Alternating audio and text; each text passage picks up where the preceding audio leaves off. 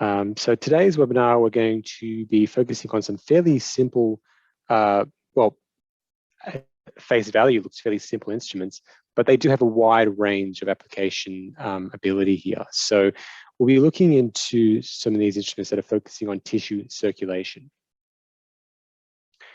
So the product range that we have for our tissue circulation webinar, we are looking into our blood flow meter. So this is measuring LDF, otherwise known as laser Doppler flowmetry. The product code is INL191. And they also have, we're going through some of the different probes. So these have needle probes, which is specifically used for animals, or surface probes, which are used more for human studies. We're also going to touch base on the Oximeter pod. So this is used primarily in blood oxygen saturation, otherwise known as SpO2. So like the blood flow meter, there is a range of clips here that can be used for a variety of application purposes. And just like the Oximeter pod and the blood flow meter, we're also looking into a Plethysmograph. And these clips can be connected directly to the power lab, and these can measure pulsatile flow. And once again, we have a variety of clips here. So you can see here, these are our surface and our needle probes for the blood flow meter, and this is our Oximeter pod with the respective clip. So the first thing we're going to cover is the blood flow meter, otherwise known as the INL191. Though the casing out here is the shell itself has AD Instruments logo on it, the internal circuitry and the probes themselves are all manufactured by Oxford Optronics. They're over in UK. So they're a world leader in LDF technology. And this is one of the reasons why we have partnered with them. LDF, if you are not familiar with it, it offers a continuous measurement of blood cell perfusion in the microcircuitry beds of skin tissue and other tissues without influencing blood perfusion whatsoever. I have underlined here microcircuitry beds because this is particularly used as it's connected with an optic fiber. The meter is connected to an optic fiber probe in the front here. It's used ideally to measuring relative changes in skin perfusion, and we use perfusion units here. The relative changes, as I'm meaning here, is that we're looking at changes over time rather than absolute values. And the reason why we don't look at absolute values is due to the complex and variable geometry of the vascular tree. That way it does prevent you from actually comparing, for example, the perfusion units of one subject versus the perfusion units of a second subject. This wouldn't be possible to do with the blood flow meter, but if you were interested more in the absolute values, so the actual liters or mils per minute, that's when we would need a separate product, and that's the transonic product range that we do provide. We can look into that in a future webinar, but this particular webinar is looking into more of a relative change, and that's what the blood flow meter can do for you. The meter itself is fairly simple in the front design here. You just have one connection to the front, and we just have a status light tells you whether or not a probe has been connected, if it's during the calibration phase, or if there's a fault that has been identified. At the back of the meter we have a few different options here. So this particular meter does have an option to calibrate new probes. So if you purchase, when you do purchase one of our meters, naturally you'll purchase a probe with that as well. So before that's sent to you, that probe is calibrated to the meter.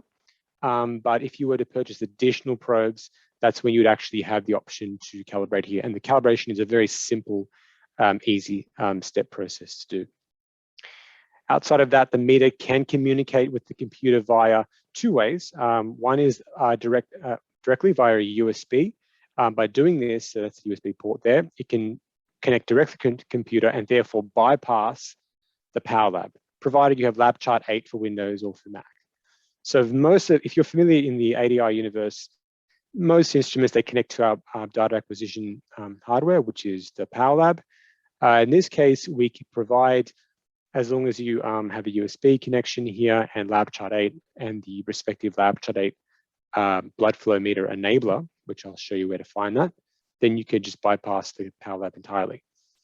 Alternatively, in some situations where you don't want to use a digital version, but rather we also provide the analog version as well. So this will collect out, will actually show two outputs. One's an LDF output and one's a backscatter output. So here you can actually connect these two outputs directly to the Power Lab if you wanted to. Fan outlets here, of course, this is just to cool and keep the temperature controlled for the semiconductor. So that's where the laser is produced. And it does have its own medically graded power supply that only should be used with the meter.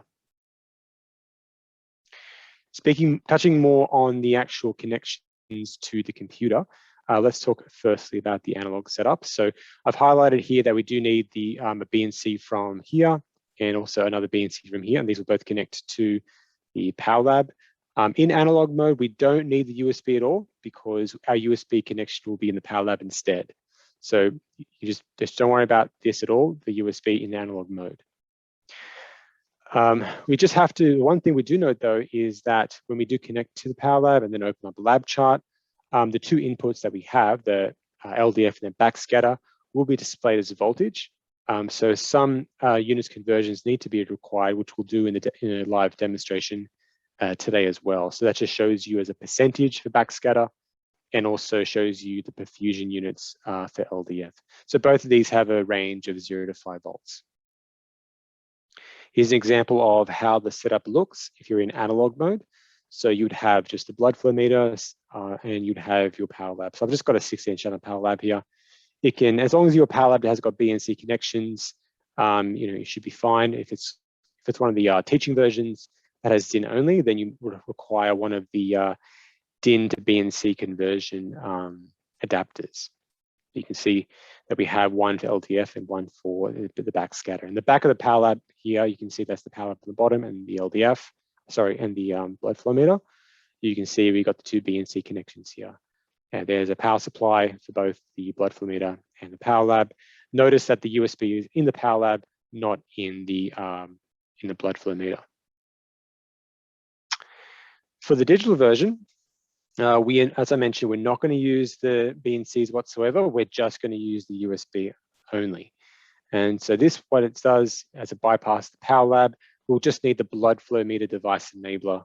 So this requires Lab Chart 8 for Windows or Mac. So we could actually connect multiple blood flow meters at once, if you like. That's no problem at all. So one clear advantage, a couple of clear advantages here is that if your Power Lab, for example, has all of their BNCs already filled up, you could still connect one of these blood flow meters just directly to the computer, and that way you can run a Power Lab and a blood flow meter simultaneously, and it's not a problem.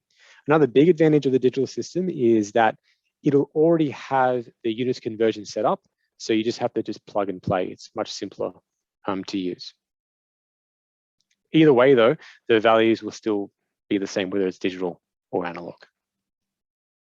As you can see here, we don't have the Power Lab with the front, so you can see it's a much simpler connection. It's just a USB directly to the computer.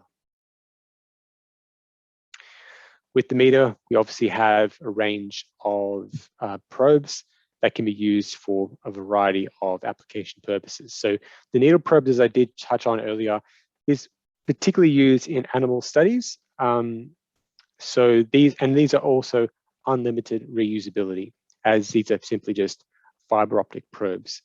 So the probes here we have is a variety depending on the application. So if you have the one where you're measuring, the internal organs of an animal, but you don't have the direct field of view, or therefore you can use a bent tip probe. If your target tissue has a very small window, then we do have diameters which are half the size. So typically the diameter tips are 1 millimeter, but this is the fine little probe here. You can have 0.5 millimeter. If the actual length of the probe is too long, we also have shorter ones. So these are the short needle probe. These are particularly useful for middle cerebral artery occlusion surgeries, and I'll touch on those soon. However, if you're just looking for a standard needle probe, then we just have those stock standard ones as well. So the applications notes that I was touching on, they can be used either invasively or non-invasively. These are very popular to use during stroke studies. So if you're doing middle cerebral artery occlusion, otherwise known as MCO, it's a really popular tool to use. So I personally had, when I was in the research lab, I did a lot of these MCO surgeries, and using LDF, it was a big advantage, as that helped me understand whether or not the animal was indeed having a stroke. Other tissues you could use this on, muscle tumors, brain tissue, what have you, or even in some cases, you could use it in gingiva or nasal mucosa. You can see here that we just have a little snapshot of a lab chart file here. So this is called an LDF drop. Typically with this, you would have the needle probe itself placed on the anesthetized rat skull. So on normally like the right hemisphere. If you have the certain coordinates, then you can place the laser above the middle cerebral artery territory. And then by performing a technical occlusion of the middle cerebral artery by inserting a monofilament thread from the carotid artery of the neck of the animal directly up towards the middle cerebral artery, therefore you can occlude it. And once you occlude, that's when you see the LDF drop. So we can see a baseline here. And then when it drops, normally it drops about 70%, but in this case it's less. That's totally fine. But it may signify that the stroke in this case may not be as severe as other cases. So the LDF does in this case, as a relative term, it shows you what the baseline is and then what happens after you apply some sort of a stimulation, or in this case, it was an occlusion. And you can clearly see the drop. Even the actual blood flow signal looks different here as well. So when you reperfuse that territory, that's when you see the LDF shoot back up and hopefully return back to what the baseline was. So it's a fairly important guiding tool to use in studies such as stroke studies. With these needle probes, you don't necessarily want to hold these in place. That's why we do supply accessories such as miniature needle probe holders. So this provides a few benefits, obviously the biggest one being it holding it in place, but also it prevents any sort of damage to the tip of the probe, as you can apply your adhesives such as cyanoacrylate or rapid setting epoxy glues around the actual miniature holder, and that way it prevents any sort of damage to the tip. Another key advantage is, as these are opaque, no external light can actually get to the tip, and that's really important because the only light that you want to be connecting to the target tissue is from the laser. Any other lighting that does any other lighting that comes into that target tissue could actually cause artifacts as well. So it provides a number of advantages. Like the needle probe, we also have surface probes, and these probes are primarily used in human studies. So we have ones that range from digit probes. So these have obviously a concave shape to them, so they'd be used for fingers or toes if you wanted to measure blood flow that way. Otherwise, we do have miniature probes here, and also probes that have suturing holes if you needed to suture this onto the skin, or just general standard surface probes. Either probe you do use, though, the laser itself is coming from the center. So when you turn these on, you'll see a faint red light right in the center of the probe. Like the needle probe, these have unlimited reusability, as there's no circuitry inside these, they're just optic fibers. With these surface probes, we also provide adhesive rings. This way we can just apply them. They're double taped, of course, so you can just apply them on whatever part of the skin you want, and you shouldn't have to worry about even pressing it down on the skin, because therefore that could occlude some of the microcirculation and therefore affect your results. So these are actually included with the probe when you purchase them. As mentioned, when you do purchase a meter and a probe, they'll already be factory calibrated, so you don't have to worry about doing that. But if you were to purchase additional probes, that's when we would recommend you purchase a calibration kit alongside it. These just come with a retort stand here and one of our bottles that come with that actually consists of a colloidal solution that has suspended latex spheres. So these latex spheres are just meant to mimic red blood cells. Just a word of note, though, that these solutions do have a shelf life that are identified on the bottle. So you can see that we just place these into a solution about halfway deep, and then we can actually press the calibration button in the back. So those steps, it's actually very simple to calibrate. Would have the unit running for at least 10 minutes. Make sure lab chart running as well. Make sure the probe is obviously at the mid-depth of the calibration fluid. And we'll just simply start by pressing the cal button once. You will hear a series of beeps. And then during the series of double beeps is when we press the cal button a second time. When that happens, you'll hear another beep, and then the values will drop down to 0 for about 5 seconds or so, then return hopefully back up to a reading of 1,000 BPU or 1,000 perfusion units and a 50% backscatter. And that tells you that this is correctly being calibrated and that you're ready to go with your studies.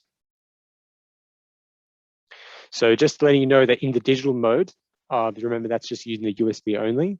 You don't have to worry about units conversion. That's all done for you.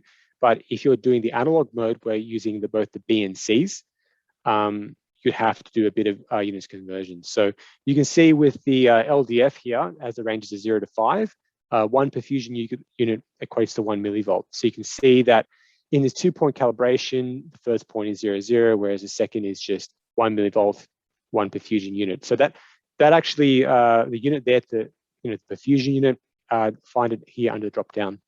If it's not there, you just have to define the unit. So in my case, it wasn't there, so I just had to define it, and I'll show you how to do that. Same principle with the backscatter.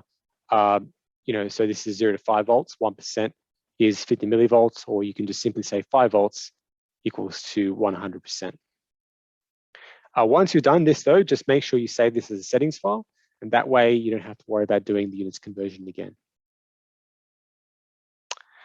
So some notes on the application that I wanted to cover quickly, that this is used for superficial studies, microcircuitry, as I was mentioning earlier. So with microvascular perfusion, we never want to apply this particular probe on main blood vessels, because the way that the LDF is calculated, it's a function of the number of blood vessels multiplied by the mean velocity. So clearly when you're on a carotid artery, for example, if you're doing like a rat study, if you applied the probe directly on the carotid artery, you'd see a railing immediately go to 5 volts. And that's just because of the sheer amount of blood cells there are there. So we want to avoid that. So it's more for microvascular studies. Also, as mentioning, we want to make sure to avoid any excessive ambient lighting, as this can definitely affect the probe itself. So make sure the region is covered in some sort of opaque material, so only the laser is actually beaming towards the tissue. A bit of the theory behind this, if you're curious, the probe itself, though very fine, remember I said it was like only 1 millimeter in diameter, the probe itself takes advantage of the Doppler shift. The Doppler shift is what occurs when there's a change in frequency when light is reflected by moving objects. So the laser itself is 830 nanometers. It's a class 1 laser. It has a power of around 0.5 milliwatts, and this power can't be adjusted. Because of that power, we can only go to a penetration range of 1.5 to 4 millimeters. What I've done here, I've actually done a bit of a picture where I zoomed into the tip of a probe placed on the skin, and the actual probe itself, if you zoomed in here, it actually has 2 smaller fiber optic lines within inside. One's a transmission end, that's where it transmits the laser, and one's a receiving end. So with the transmission line, the laser pops down.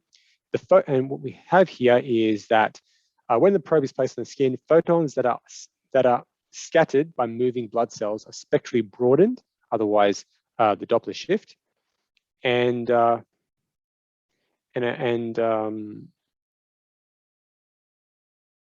also otherwise known as backscatter. So you can see here that we have the red blood cells, and that any light that is backscattered or going through Doppler shift will then return up the receiving end. Some tissue though, some light won't be backscattered. So bone or other tissue that's not, there's no sort of movements, that'll be unshifted light. So there'll be a combination of backscattered light and unshifted light that's returning up the receiving end. as you can see here. So within the probe itself, though very fine, there are two fiber optic probes, one to transmit and one to collect the Doppler shifted light, or otherwise backscatter light, and the unshifted light. And this goes all the way back to the meter. So here, going back to a bit more about what the meter is. As I'm mentioning, this is around 830 nanometers. If you actually look at the light tip itself, at the probe tip, it does emit a red light, but a word of caution, obviously, never to just look directly at the light, so be very careful with that. This light is produced by semiconductor laser diode that is temperature controlled, as I mentioned. As you can see here, the light from the meter, so this is actually the internals of the meter, passes from the diode all the way down from the port down to the probe to the target tissue. And then that backscatter light and unshifted light, as you can see here, returns back up the probe. And once it comes back up the probe, the frequency and the magnitude of the alternating component of that photocurrent, i.e. the power spectral density, is related to the mean velocity and concentration of the blood cells present in that measuring volume. So remember I was telling you about that carotid artery, we don't want to put it on that artery. That's because as there's too many blood cells, therefore, that we would see some railing. So this sort of calculation, which is a spectral analysis done by the digital signal processor here, is able to calculate what the LDF will be. And from here, then it'll just be either connected to the outputs. So be converted back to an analog signal that can be, where the BNC outputs can go to. Otherwise, the USB is another option there as well.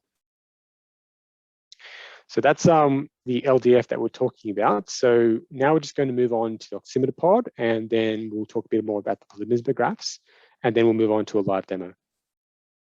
So the Oximeter pods, though simplistic in nature, is fairly complicated as well, like what the internal circuitry is, but you don't really need to know that at all. So the blood oxygen saturation, otherwise SpO2, we provide this to be used for either humans or animals. These are connected directly to the DINs of your Power Lab and can be used with Windows or Mac lab chart version 6 and greater. So even if you get an old version of lab chart, you should still be able to use a pod, Oximeter pod. The Oximeter pod is designed to measure arterial hemoglobin saturation in pulsatile tissue by applying short pulses of light emitting diodes, otherwise LEDs, in the transducer. These, like the blood FlowMeter, the sensors themselves, so these sensors, these are manufactured by another company named Nonan. So with these pods, we have two. We've got the animal pod and we've got the just the human oximeter pod. So the animal pod is coded as ML325. The range here that we see is between 70 to 100%. So when you turn these on before clipping it onto the animal, you'll see 70%. But once you clip it onto like the foot, for example, that's when we should see something close to 100%. The animal pod does have an advantage that you can also it also has a photoplethysmograph, so you can actually look at the pulsatile flow as well. So you have the option of either showing oxygen saturation or pulsatile flow, but you can't show both at once. As mentioned, this does connect to the DIN, and it ranges from 70 to 100%. Also, a word to note here that there's an alarm that if you want, it can actually trigger when the actual oxygen hits 70%. So I have used these pods extensively when I was in the lab, and these were actually quite handy. So if we were, focusing on a surgery, but the oxygen saturation happened to drop to 70%, then the alarm would go off, and then we'd be immediately knowing, okay, something's wrong, so we can clearly fix it up. So there's just an advantage that we can do there, but that alarm can be, switched on and off.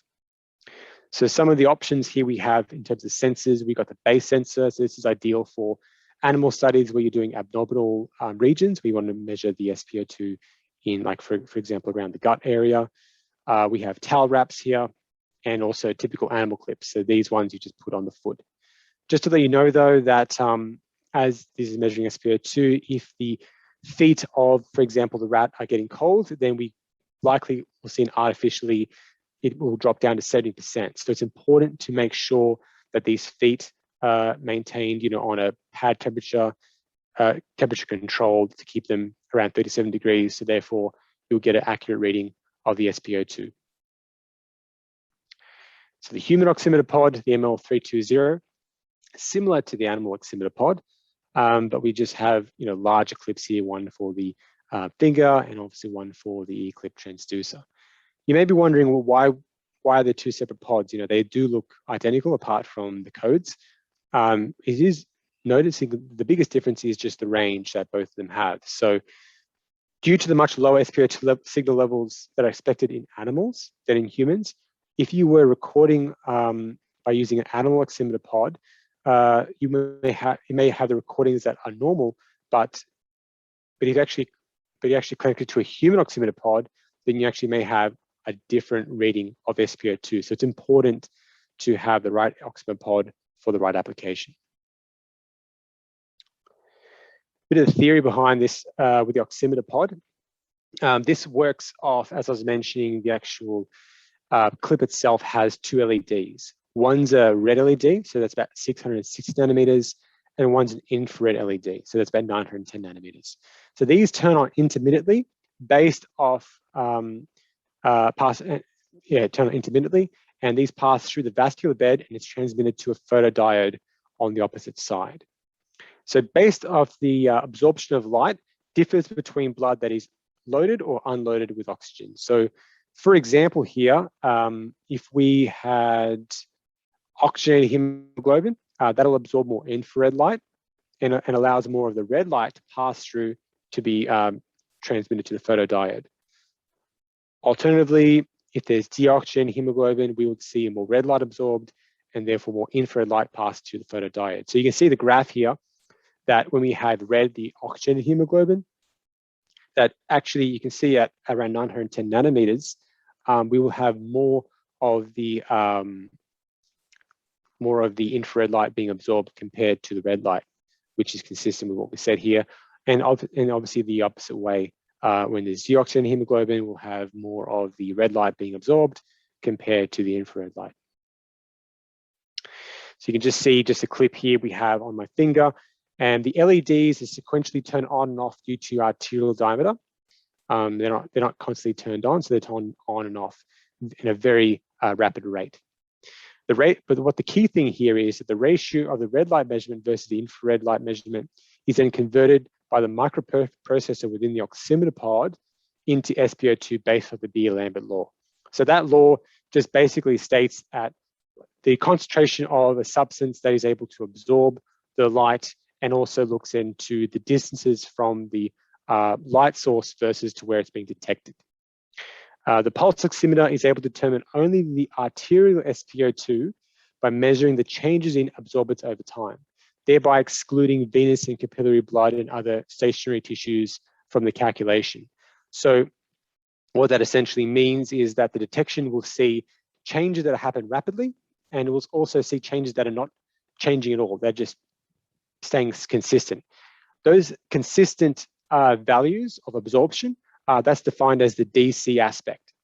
And those are like your capillaries, your venous, your venous area, and also just skin. So that just is your DC. Whereas the AC is a part that is constantly changing, and that is the arterial SpO2, during systolic and diastolic.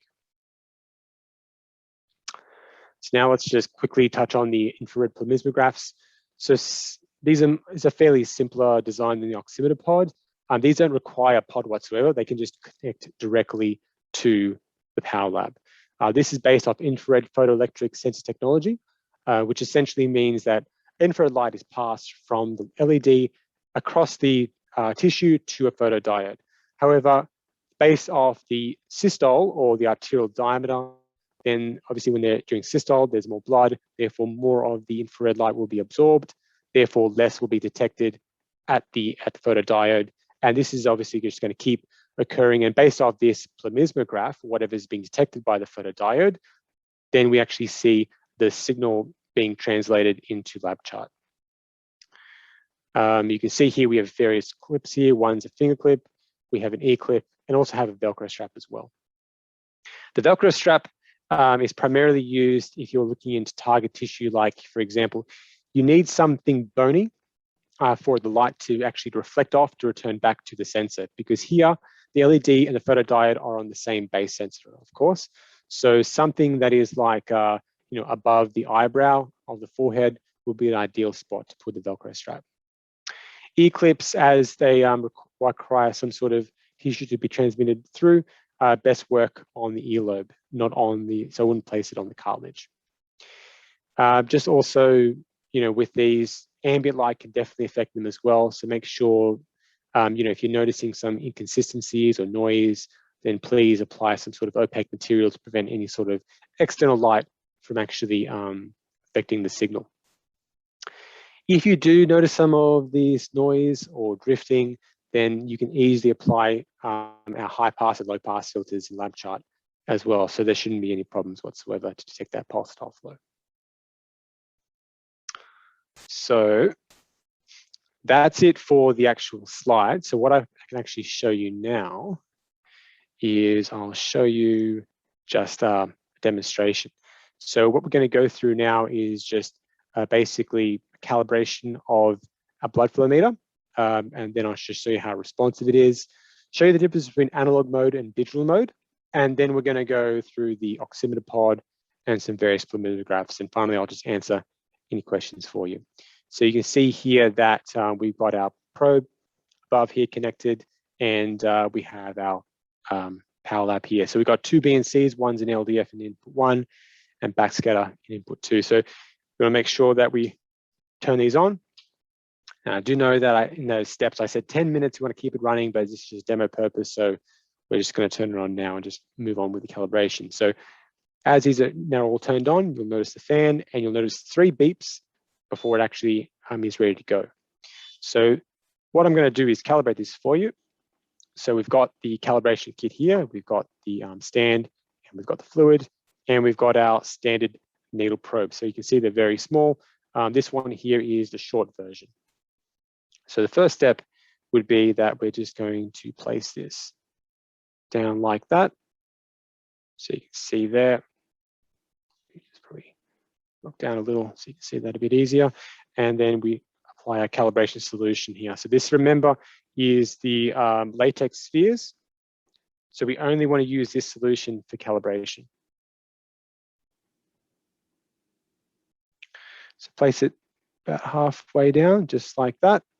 So that's now in the solution. Now the next step is we're going to share the screen again, and we're going to open up our LDF demo.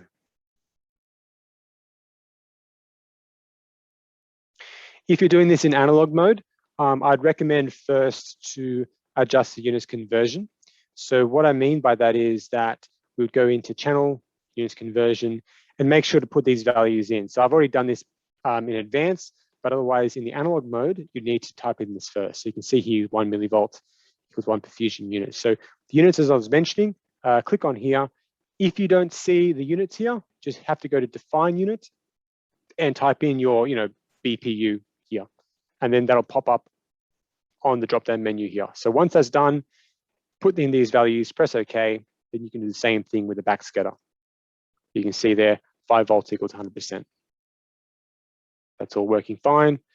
So now, next step is just to press start. So we'll just, I've already set this up here. We'll grab some of the values. And what I'm going to do now, I'm just going to press the calibration button. So if I press it once, hear a couple of beeps. And during the 2 beats, we press the calibration button twice. I mean, press it a second time, you'll hear a long beep. It'll drop down to 0. And then we should see in a few seconds, it come back up. So if this is done correctly, you should see perfusion units around 1,000 and a backscatter of 50%. So this is looking exactly what it should be. So I know that this probe is working correctly. Just to make sure that this is responsive, if I tap on the table, even the lightest of taps, you can see the response there. So as the those latex spheres in this calibration fluid is moving, you can actually see the response in how it actually changes and how the light actually has a Doppler shift relative to the movement of those spheres. And you can see it there. So pretty easy to work with. So if I just stop that at the moment and close this now. Now we'll show you, so if I stop sharing, now I'll show you how the digital version works instead. So if I just turn off my Power Lab, turn off the blood flow meter, we're just going to disconnect Power Lab here.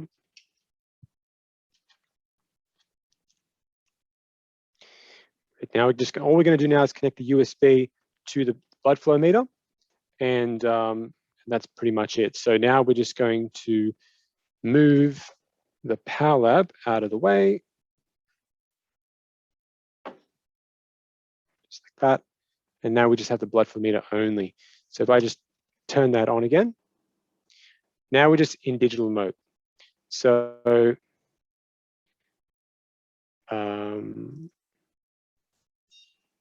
just reading some of the information. Can I get more information on the blood perfusion unit? How does it represent blood flow? Yeah, that comes more back down. We'll talk about that again at the end of the webinar, but that talks more about the actual combination of the Doppler shift and how that we apply a spectral analysis to quantify the mean velocity of the blood cells, and by the amount of the light that returns, we can actually calculate what the perfusion units are. But that's not actually going to necessarily mean blood flow. It's not using it as mils per minute. So you can see here that in the digital mode, I'm just going to share my screen again. That this time we're just going to open up lab chart 8. As this is now connected, I already have my enabler connected. You can see that we have, you won't see the Power Lab here, but you'll see blood flow meter pop up here, and press OK. If you haven't installed this blood flow meter enabler, you have to go to the feature manager and scroll down until you see blood flow meter. You can see it there. So if it's the first time you're doing this, you just have to click install, and then you can see the installed blood flow meter. Otherwise, you can find that on our website under, if you scroll down to the bottom and click on downloads, you can find the blood flow meter that way. So just make sure that's enabled. Once that's enabled, if you just click on new, I'm just going to change the, only show you 2 channels. Now automatically, you can see that my LDF here is already here, my backscatter is here, and the units are already here. It's all set up for your digital mode. You don't have to apply any sorts of units conversions whatsoever. So I press start, you can clearly see now I have just my units. So you can see their BPU. So as I mentioned before, the values will remain the same. It's just how you want to connect that to your power, to your lab chart, whether it's in analog mode or digital mode. It's entirely up to you. So the same principle, even if I tap on the table here, we can see an immediate response. So that's a fairly simple tool to use. So if I had the service probe, I would actually demonstrate that to you, but unfortunately all I have is the needle probe. So the principle stays the same regarding the calibration. It's just then how you want to use it.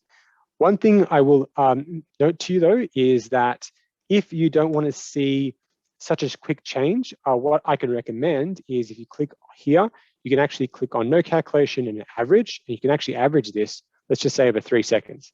So now we have a more of a fixed value. So this is doing a rolling average every 3 seconds. So that way you can actually see what the values are. So this is a really sensitive system here. So any sort of tapping on the table, you can clearly see the change. So it's ideal for most microvascular studies. So that's the blood flow meter there. We can turn that off. I'll just take this off, and now we're just going to show you the Oximeter pod and the Plethysmographs.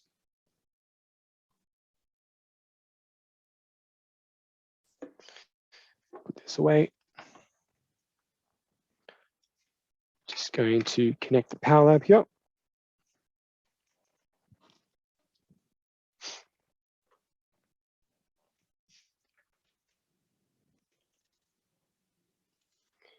So here we're just going to demonstrate a few things at once. We're going to demonstrate both the Oximeter pods and an ear and a finger plethysmograph.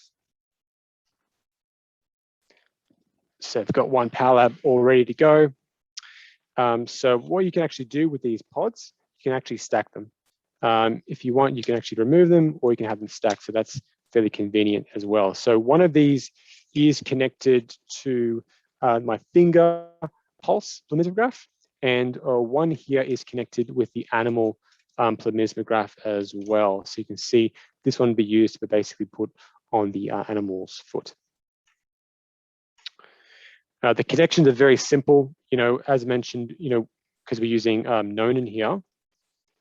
These just simply have to disconnect and reconnect. They're really easy to work with.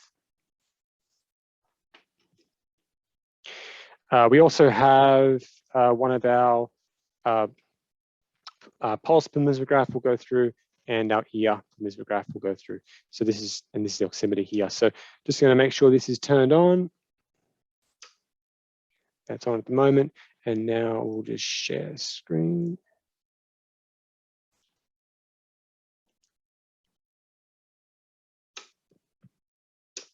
Yeah, that's good. And we'll open this up, share screen.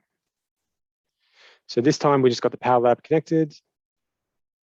And I'm going to open up the human animal oximeter pod. So I've already got a settings file here ready to go. So if we press start here, we've got a few values here. So you can see this is my human oximeter pod. So the first thing is, with this, you don't require any sort of calibration whatsoever. So you can just click on here, oximeter pod. You'll see that you have a low pass filter here. You have the ability to apply an alarm. Otherwise, the range is fixed at 100%. So if I were just to apply this to my finger, we should see a range around 98% or so, 97%. So you can see there, 98%. So it's not a problem at all. As mentioned, if my fingers are really cold, then this could drop down to 70%, just a word of warning there. So very simple tool to use and very quick in response. The animal oximeter pod, similar principle, that we also have the same sort of range. This also does SpO2, but also has pulsatile flow. So even if I connect this to my finger, we should still see, if you can see here, we should see this pop up to 100% or 98% in a second. There you go, 98%. Otherwise, we can do the pulse as well. So if I click on pulse, so if you had it connected to an animal, then you can measure the pulses as well. Otherwise, clicking on here, you can just click on SpO2 for the animal, and you get the SpO2. As mentioned, you have the alarm. So just be careful though. If you just connect it straight away, then you will see, and it's 70%, it'll just keep blasting an alarm for 70% until you get that 98%, or above the 70%. So just be careful about that alarm. So those are the SpO2s there. And then we just have a couple of plethysmographs. So here I'm just connecting my finger plethysmograph. You can see, I'll just connect that here. And you can see the pulsatile flow there. So as mentioned, this is an infrared plethysmograph. So as an infrared light is passing through into the photodiode, depending on the systolic or the diameter of the artery, then that can tell us how much of the light is passing or being absorbed from the artery and how much is actually being collected by the photodiode. So you can see a very clean signal from the finger clip. And the same thing with the ear clip as well. Exactly the same principle. So I'd recommend to put this somewhere on the earlobe. It's just a matter of finding the correct location. Sometimes it takes a while to find. Oh, actually, I had it then. There you go. Same principle as well. So we can connect both this here, so we can connect finger and oximeter pod simultaneously. That way you can get not only pulsatile flow from your finger and ear clip, and we have the oxygen as well.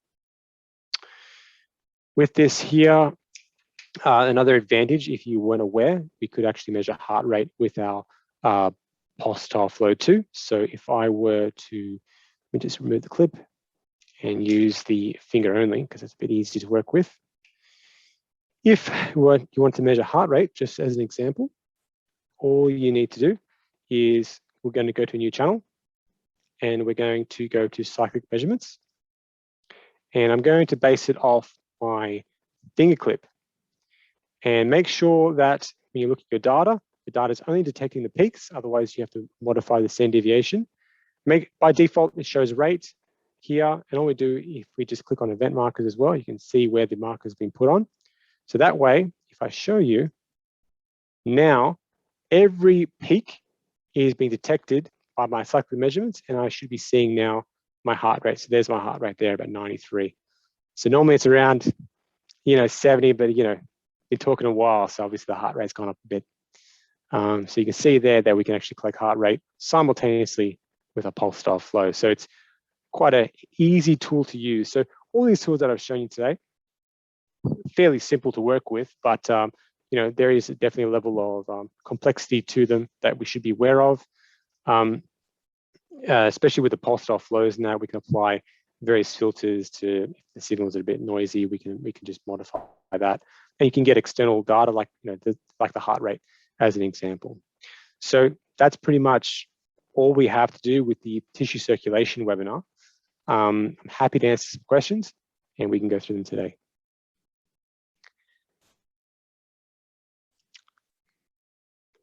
A few comments here. I'm just going through. Thank you very much for your response. I belong to the engineering and not medical field. I appreciate if some documents explain the BPU can be forwarded to me. Yeah, we can definitely look into that for you. So yeah, so to do with more of this, as I was mentioning, it's using a spectral analysis technology based off the Doppler shifting of the light. That way we're able to looking at something that is the perfusion units themselves. As I mentioned, these aren't absolute units. You should never use these to compare to another subject. They're only used for relative changes. So you would have typically a baseline, and then you apply some sort of a stimulation and then see how the response is. If you want actual flow rate, like I'm talking mils per minute, then you need the transonic product line that we also provide. And that looks at specifically, focuses on, on that sort of aspect. So this is just looking into just a relative change over time. That's to do with the blood flow meter. Otherwise, the the oximeter pod, I think is absolutely necessary when it comes to any sort of animal studies. I personally use these extensively just to keep the animals knowing exactly how healthy they are. If there's any sort of detrimental effects, the surgeries occurring to the animals, then we can just clearly identify that with the SpO2. And just, the Plethysmographs as well, very simple tool to use as well. That can be used just for a range of studies, such as psychophysiology as an example, and how non-invasive and simple it is to connect to the Power Lab. I got one from an anonymous attendee. Thank you for the session. How to choose between analog mode or digital mode for human studies?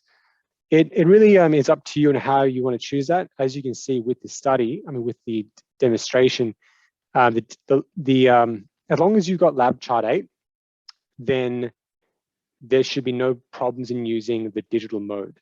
If you don't have lab chart 8, or you have, like, for example, lab chart 7, and you can't upgrade to lab chart 8, then that's when you would use the analog mode. You don't have to show the backscatter. The backscatter there is just showing a percentage of how much the light is backscattered when it returns back to the flow meter. You can just show LDF only. The backscatter there is just to show you, as I mentioned, how much of the backscatter light is there, but it's not a big deal to show. Here's one from Siddharth. Can we use LDF in human for femoral and carotid artery? As mentioned, we can't do this at all, based because of the calculation of the LDF, which is a combination of the mean velocity multiplied by the red blood cell count. The sheer amount of red blood cells, there's just no way to do it. That's when we focus more on the transonic path. Any other questions? No, just going through the chat. I think that was it. Yeah, if there's any other questions, please let me know. Just reading through the chat now.